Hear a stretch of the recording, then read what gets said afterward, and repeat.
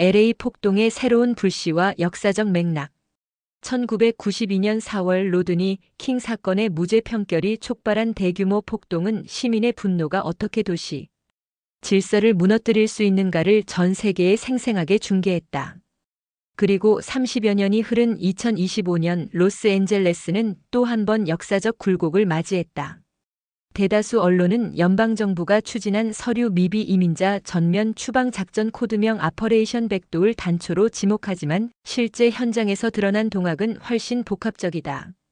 이 장에서는 그 복합성을 정치 경제, 인종적 긴장, 기억의 재생산, 그리고 디지털 매개 변수라는 네 갈래 축으로 해부하고자 한다. 첫째, 정치 경제적 압박. 팬데믹 이후 4년 동안 캘리포니아주는 사상 최악의 재정 적자와 실업률을 동시에 기록했다. 제조 물류 거점이었던 항만과 공항 물동량은 2019년 대비 42% 감소했고 서비스업은 원격 근무 상시화로 고객 기반을 잃었다. 이러한 경제 한파가 가장 먼저 강타한 구역이 바로 다운타운 남쪽의 산업 그레이 존 길라틴계 저소득층 비거주 공업지대였다. 쓰러져가는 창고, 임대 표지판이 달린 공장 지붕, 폐쇄된 푸드트럭 집결지는 낮에는 실업자들의 임시 노숙촌으로 밤에는 약탈과 범죄의 사각지대로 변모했다. 경제지 캘리포니아 인사이트는 2024년 12월호에서 LA는 포스트 인더스트리얼 공동화라는 유령을 마주하고 있다고 경고했지만 주정부와 시정부의 대응은 생계 지원 기금 몇 줄 예산 증액에 그쳤다. 둘째, 인종적 긴장의 재발화. 통계적으로 로스앤젤레스 카운티의 인구 구성은 백인 26.1%, 히스패닉 47.9%, 아시아계 16.2%, 흑인 8.1%다 2024년 LACUS 센서스. 숫자만 보면 다문화 공존이지만 지리적 경제적 분포는 극단적 편차를 보인다. 백인 아시아 부유층은 베벌리 힐스 세너제이타운 등 벽으로 둘러싸인 커뮤니티에 거주하며 흑인 라틴계 저소득층은 공공주택 난립 지역에 몰려 산다. 이 격차는 팬데믹 경기 침체 주택 가격 폭등의 3중 충격으로 확대됐고 인플레이션 세대라 불리는 지알파 세대 사이에서 우리 미래를 빼앗은 기성세대를 향한 공동 분노로 변질됐다. 결과적으로 2025년 5월 소셜미디어 해시태그 TAKEBACKLAR에 흑인 라틴계 청년 15만 명이 시청 앞 광장에 모였다. 표면적 구호는 영장 없는 추방 중단이었지만 인터뷰를 통해 확인된 실제 동기는 살 곳이랄 곧 배울 곳을 돌려달라는 구조적 불평등 해소 요구였다. 셋째, 집단 기억의 귀환. 1992년 폭동의 트라우마는 코리아타운뿐 아니라 LA 전역의 DNA에 각인돼 있다. 4월 29일 4261 옥상 한국인 경찰력 공백은 세대를 건너뛰어 회자돼 왔고 2020년대 들어 TIKTOK와 EOUTUB 숏폼 밈으로 재활성화됐다. 당시 VHS 필름 속 곡사 사격 장면이 4K 리마스터본으로 재편집돼 수백만 조회수를 기록하면서 새로운 세대에게 한인타운 무장 자위구역이라는 이미지가 다시 각인됐다. 이는 위기에 직면한 다문화 도시에서 집단 기억이 물리적 억제력의 MORYASDTERRENCU로 기능할 수 있음을 시사한다. 넷째, 디지털 매개 변수와 가짜뉴스의 증폭. 시위 발발 직후 트위터 엑스레딧 위챗 등 플랫폼에는 국경수비대가 코리아타운으로 진입했다. 한인 업주가 시위자를 총으로 살해했다류에 확인되지 않은 정보가 초당 500건 이상 퍼졌다. 사실관계가 부정확하더라도 알고리즘은 공포와 분노를 자극하는 콘텐츠를 상위 노출시킨다. 그 결과 오프라인 폭력은 실제 발생 건수보다 발생할 것 같은 공포로 확장되고 이는 다시 온라인 감정 폭주를 부채질하는 악순환을 낳았다. 이 네 축이 맞물린 결과 2025년 LA 폭동은 경제적 절망 인종 서사기억 동원 디지털 증폭이라는 하이브리드 형태로 진화했다. 시위 초반 72시간 동안 911콜 접수 건수는 평소 대비 610% 증가했고 LAPD는 출동 순위를 생명 위협 대형 약탈 소규모 재산 피해로 재조정할 수밖에 없었다. 그 공백을 메운 것이 바로 지역 커뮤니티의 자위 구조였다. 특히 코리아타운은 1992년 경험을 바탕으로 옥상 감시지상 순찰 온라인 상황판 3단계 방어망을 구축, 14개 블록을 사실상 준자치 방위구로 전환했다. 결국 6월 1일 새벽 LA시 당국은 코리아타운 특별주 방위존 설치를 승인하고 주방위군 800명을 투입해 경계선을 봉쇄했다. 아이러니하게도 한 지역 커뮤니티의 집단 기억이 도시 전체 폭력 확산을 멈추게 한 셈이다. 그러나 이 성공 뒤에는 국가의 공백을 민간이 메웠다는 냉혹한 자화상이 숨어 있었다. 도시는 살아남았지만 안전의 공적 책임은 위험하게 사유화되었다. 트럼프 주니어의 트윗 옥상 한국인 상징의 재활성화. 트럼프 주니어 도널드 존 트럼프 2세가 2025년 5월 29일 새벽 2시 14분 EST에 올린 단 한 줄짜리 트윗 DONT 테스트 더 ROFKUREANS Stay away from KTON 은 불과 280자의 텍스트와 한 장의 흑백 사진만으로 이루어져 있었다. 그러나 그 메시지가 촉발한 파급력은 상상을 초월했다. 1992년 LA 폭동 당시 옥상에서 반자동 소총을 들고 가게를 방어하던 젊은 한국계 미국인의 모습을 담은 이 사진은 알고리즘이 지배하는 2020년대 디지털 생태계에서 일종의 기억 폭탄 메모리 밤으로 작동했다. 업로드 1분 만에 5,000회, 10분 만에 35만 회 리트윗 리그램 재게시되었고 3시간 안에 모든 주요 SNS 플랫폼에서 1억 1,200만 회 이상의 노출 임프레션즈를 기록했다. 이 장에서는 해당 트윗이 어떻게 1. 디지털 밈 정치, 2. 한인 커뮤니티의 집단 행동 전략 3. 미국 보수 진영의 선거 지형, 4. 주류 언론의 의제 설정, 5. 도심 폭력의 실질적 확산. 억제라는 5갈래 축을 타고 확대 변형되었는지를 1000단어가 넘는 밀도로 추적한다. 1. 디지털 밈 정치와 알고리즘 전쟁 트윗 직후 알트라이트 ALTRIGHT 인플루언서와 QA난 자녀 네트워크 그리고 몇몇 사첸 팔컨 클러스터가 ROFKUREAN 이미지를 폭발적으로 재가공했다. 옥상으로 올라간 이민자라는 상징은 합법적 자기방어와 보수적 가족주의라는 이중 코드로 읽히며 백인 총기 소유층이 자신들의 정체성을 투사할 수 있는 이상형으로 변주됐다. 반면 진보좌파 계열 커뮤니티는 이를 소수자 간의 무장 대치를 부추기는 분열 정치의 도구라 비판하며 해시태그 STOPROFTOPRACISM 태그를 조직했다. 단일 이미지가 불러온 인지적 공진화 카그니티브 COEVOLUTION 현상서로 다른 진영이 동일 그림을 활용해 상반된 서사를 구축은 밈 전쟁의 전형적 패턴이었다. 이 한인 커뮤니티의 실질적 자위 준비. 트윗이 퍼지자마자 코리아타운 상공에는 취미용 드론 수십 대가 떠올랐다. 단순 촬영용이 아니라 실시간 스트리밍과 열화상 카메라를 탑재한 즉흥 감시 장치였다. 카카오톡 WECHATGELLO로 묶인 다언어 비상 채널 38개가 20분 만에 열렸고 1992년 폭동을 겪은 1세대 상공인들은 2세 3세 테크 직종 종사자와 즉석에서 디지털 민병대 지휘본부를 꾸렸다. 총기 소지 허가를 가진 1140명이 온라인으로 근접 지원 경계 구호 후 방물자 등 4개 분과에 자원했고 6시간 뒤에는 우체국 창고를 임시 분배센터로 전환해 응급의약품과 발전기 배터리 팩 전술 플래시 등을 적재했다. 트럼프 주니어의 트윗은 결과적으로 외부 억제력이 아닌 내부 동원 신호로 작동했고 코리아타운은 30시간 이내에 준전시 체제로 돌입했다.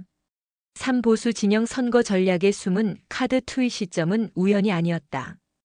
2026년 중간선거를 17개월 앞둔 단계에서 공화당 전략가들은 도심 무장, 자경단 서사를 법과 질서로 엔드오더 3.0 슬로건으로 리브랜딩 중이었다.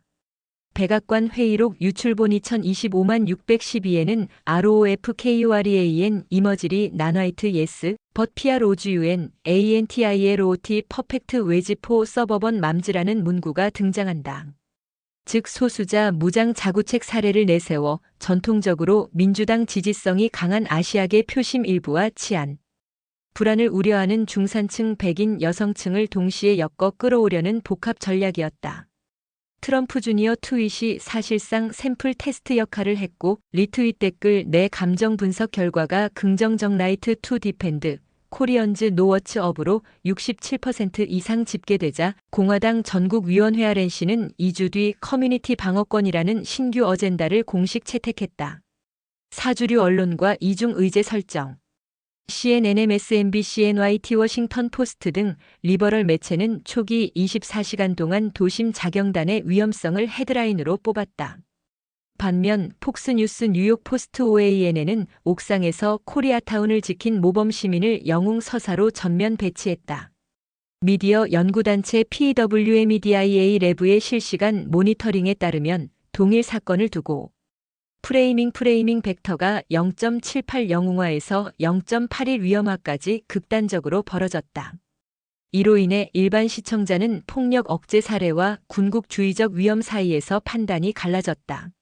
흥미로운 점은 한인 23세 청년 단체가 직접 뉴욕타임스의 자위와 자경은 다르다는 전면 광고를 게재하면서 우리의 무장은 방어. 그 이상도 그 이하도 아니다라는 자가 프레이밍 전략을 시도한 대목이다. 도심폭력 실질 억제 효과 LAPD 범죄 통계와 USC 도시안전연구소 센티넬 데이터에 따르면 트윗 공개 후 72시간 동안 코리아타운 반경 1.5마일 내 약탈 신고 건수는 3건에 그쳤다. 다운타운 전체 287건. ROFKUREAN 상징이 시위 동선 재설계와 약탈 세력 분산에 실제로 기여했음을 시사한다. 반면 동일 기간 총기 휴대 시위자 체포 건수는 평시 대비 310% 증가했고 방위 군경찰 민간 무장 간의 우발적 충돌 가능성이 크게 높아지는 부작용을 남겼다.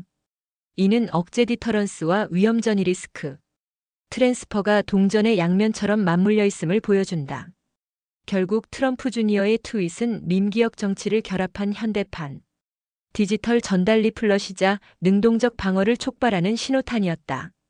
공교롭게도 1992년 사진 속 주인공 당시 19세 대학 휴학생이던 이승민 가명은 올해 52세로 코리아타운에서 부동산 회사를 운영 중인데 사태 이후 인터뷰에서 이렇게 말했다. 30년 전엔 필름 카메라 한 롤이 전부였지만 지금은 누가 어디서 무엇을 하는지 다 실시간으로 공유되죠. 우리는 더 이상 두려워하지 않습니다. 준비가 되어 있으니까요. 그의 말은 개인의 결연만이 아니라 디지털로 무장한 집단 기억의 존재를 상징한다. 옥상 한국인 밈이 단순한 과거 회상이 아닌 21세기 대도시의 하이브리드 방어 모델을 가동하는 트리거로 진화했음을 보여주는 대목이다. 트럼프 주니어의 280자는 그렇게 미국 도시폭력의 동학을 다시 쓰고 다문화 커뮤니티의 주권 개념을 재정의했다. 보이지 않는 울타리 코리아타운 자위 메커니즘. 우리가 스스로를 지키지 않으면 아무도 대신해주지 않는다. 1992년 폭동 직후 한인 상공인 협회 비상총회 결의문. 2025년 5월 30일 새벽 4시 17분 코리아타운 중심부 팔가와 버몬트가 만나는 T자 교차로 위에 붉은 점 3개가 동시에 떠올랐다. 맨 눈으로는 구별하기 힘든 그 조그만 불빛들은 사실 열화상 센서를 탑재한 FPV 드론의 내비게이션 LED였고 곧이어 거리 양쪽 옥상에서 반사경으로 신호를 주고받는 빗줄기가 번쩍였다. 이는 우발적 즉흥 행동이 아니었다. 1992년 로드니 킹 폭동을 겪었던 1세대 상공인들이 다시는 무방비 상태로 당하지 않겠다는 다짐으로 30년간 짜온 시민 방어 프로토콜이 실전 모드에 돌입한 상징적 개시 순간이었다. 코리아타운 자위 체계는 흔히 보이지 않는 울타리 인비저벌 바운더리로 불린다. 울타리가 보이지 않는다는 뜻은 이들의 방어가 단순 총기 배치나 물리적 장벽을 의미하지 않음을 시사한다. 그것은 사회적 자본, 디지털 기술, 트라우마 기반 공동체 의식이 얽힌 다층 구조다. 학계에서는 이를 POSTMEMORY 리질리언스, 그리드 기억 기반 회복력 그리드라 칭하기도 하는데 구체적으로는 정보정찰, 물리적 억제, 심리문화 방어, 법정치 네트워크, 경제구호 인프라까지 총 5개 레이어로 구성된다. 1. 정보정찰 레이어 IoT 드론 OSINT 가장 바깥쪽에는 초소형 센서와 드론 그리고 소셜미디어 크롤링 봇으로 이루어진 정보망이 펼쳐져 있다. 2025년 시위 첫날만 해도 카카오톡 오픈 채팅방 12개, 디스코드 서버 5개가 동시에 가동되었고 MIT 출신 3세대 개발자가 즉석에서 만든 파이썬 스크립트가 트위터 X API를 호출해 KTON, 루팅, 루프 같은 키워드를 포함한 위치 태그 트윗을 5분 단위로 시각화했다. 드론 조종사는 교대제였다. 1세대 업주들이 주관을 맡고 23세대는 야간 교대, 다시 말해 노하우와 테크 스킬이 세대를 관통해 결합된 셈이다. 이 물리적 억제 레이어 탕탕이 아닌 빙글빙글, 흔히 언론은 옥상 저격수를 떠올리지만 실제 현장에서 핵심은 사선 사격이 아니라 회전 억제 GONAL 디터런스다. 건물 옥상 내 귀퉁이에 설치한 고출력 LED 라이트와 사이렌 스피커가 30초 간격으로 깜빡이며 시각청각적 경고를 준다.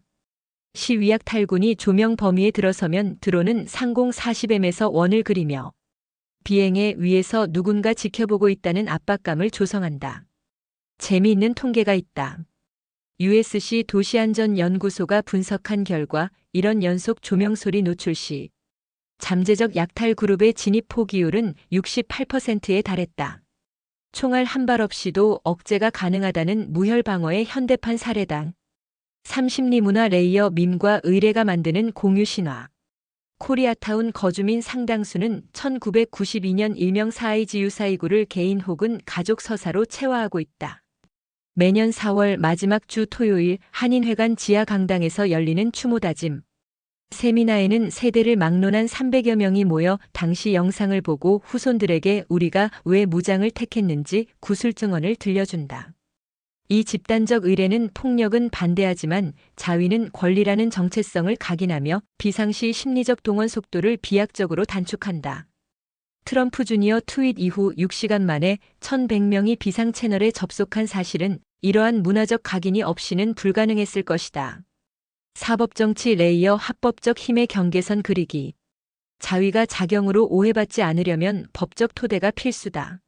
한인변호사협회는 2023년부터 STANDYOURGROUND 세미나를 정기 개최해 캘리포니아 주법연방법 준수, 가이드라인, 체포시 대처법, 증거보존 절차를 교육했다. 이번에도 현장 영상은 드론 SD카드뿐 아니라 AWS 클라우드에 3중 백업됐고 모든 대치 상황은 BOD와 ECAM으로 기록됐다. 나아가 한인 커뮤니티는 LA 시의회 15개, 지구 중 10개 지구의원 사무실과 한라인을 구축, 만약에 총격 발생 시 LAPD와 방위군이 아닌 시의원이 직접 중재하도록 각서를 받아냈다. 즉 제도 정치도 울타리의 일부인 셈이다. 5경제 구호 레이어 탄창보다 밥상이 먼저 폭동이 길어지면 가장 먼저 고갈되는 것은 식료의약품 전력이다. 이를 대비해 한인교회 네트워크는 사건 발생 첫날 새벽 성도 명부를 바탕으로 긴급 취약층 172가구를 식별했다. 곧이어 김밥 컵라면 상비약 317을 포장해 배달했고 24시간 운영 편의점은 비상 발전기에 연결됐다. 의료 인력 역시 움직였다. LA 총영사관이 파견한 공중보건팀과 현지 한의사, 치과의사, 2세 간호사 그룹이 합동 클리닉을 차려 경상자를 돌봤다. 민생 안정이야말로 방어를 지속시키는 연료임을 이들은 경험적으로 알고 있었다. 이 5레이어가 중첩된 형태야말로 보이지 않는 울타리의 실체다. 구호 활동으로 시작해 정보정찰 그리고 심리적 법적 억제까지 스펙트럼형 방어 체계를 구축했기에 2025년 폭동 기간 코리아타운 내 사상자는 경미 부상 4명에 그쳤고 직접 약탈 시도는 단 1건이었다. 하지만 이 시스템은 또 다른 질문을 낳는다. 국가가 책임져야 할 안전을 커뮤니티가 전담하는 것이 과연 바람직한가? 도심 안보 전문가들은 이를 사유화된 주권 프라이버 사브런티이라 부른다.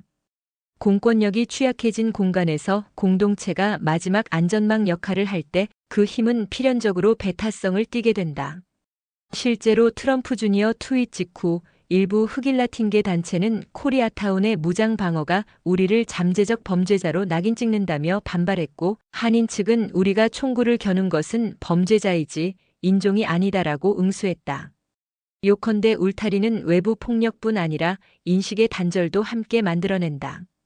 또 다른 쟁점은 세대 젠더 계층 문제다. 옥상 감시는 주로 4060대 남성이 맡았고 드론 OSINT 작업은 2030대 IT 종사자가 주력했다. 여성과 노인은 구호 식사 지원을 담당했는데 이는 눈에 보이지 않는 전통적 역할 분업을 재생산했다. 내부 포럼에서 방어 체계에 젠더 세대 다양성을 더하자는 목소리가 나오는 이유다. 마지막으로 글로벌 한인 디아스포라의 역할도 주목할 만하다. 서울, 부산, 토론토, 시드니 교민 사회가 모금한 5만 달러 상당의 장비 의약품 현금이 DHL 화물을 통해 48시간 만에 도착했고 이 중 30%는 코리아타운 외곽의 라틴계 영세 상인에게도 분배됐다. 기억은 국적을 초월한다는 구호가 현실이 된 순간이었다. 정리하자면 코리아타운에 보이지 않는 울타리는 과거 기억, 기술 지식, 공동체 정치가 삼위일체가 된 네트워크형 방어 생태계다. 이는 도시 폭력 시대에 등장한 새로운 민간 안보 모델이자 동시에 공권력 공백의 부작용을 고스란히 드러내는 경고 신호다.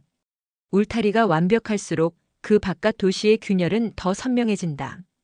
코리아타운이 살아남은 방식은 곧 다른 커뮤니티가 배울 템플릿이지만 그 자체로 도시 축소판의 분할과 사유화라는 역설적 그림자를 들이운다. 그러므로 이 울타리를 어떻게 공적 안전망과 접속시킬지 그리고 무장 대신 신뢰를 복구할 사회적 투자 방식을 찾을지는 LA 시정부와 연방정부가 직면한 다음 과제다.